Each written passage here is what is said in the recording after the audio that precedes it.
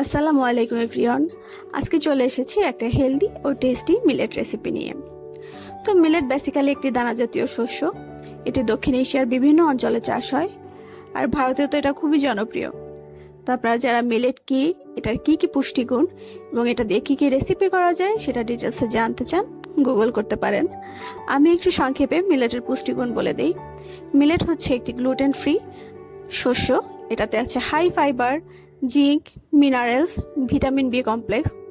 এছাড়াও একটা ইন্টারেস্টিং ব্যাপার হচ্ছে মিলেটের গ্লাইসেমিক ইন্ডেক্স ভাতের থেকেও অনেক কম। সো যারা ভাত পছন্দ করেন বাট ওজন কমাতে চান, তাদের জন্য এটা একটা দারুণ বিকল্প।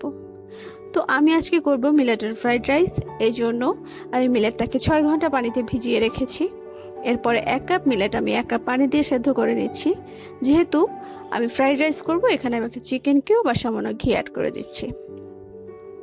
তো মিলেটটা যখন ফুললি কুক হয়ে যাবে, তারপর আমি চলে যাচ্ছি ফ্রাইড রাইসের রেসিপিতে। তো আমি প্যানে নিয়ে নিয়েছি সামান্য ঘি। এরপর একে একে অ্যাড করে দিয়েছি গাজর কুচি, পেঁয়াজ কুচি, চিংড়ি মাছ, সামান্য লবণ, একটু বেশি করে গোলমরিচ গুঁড়ো, এরপর দিচ্ছি একটা ডিম। এগুলাকে একটু নেড়েচেড়ে মিশিয়ে নিলাম। এখন অ্যাড করে দিব আগে থেকে সিদ্ধ করে রাখা মিলেট আর কিছু মটরশুঁটি।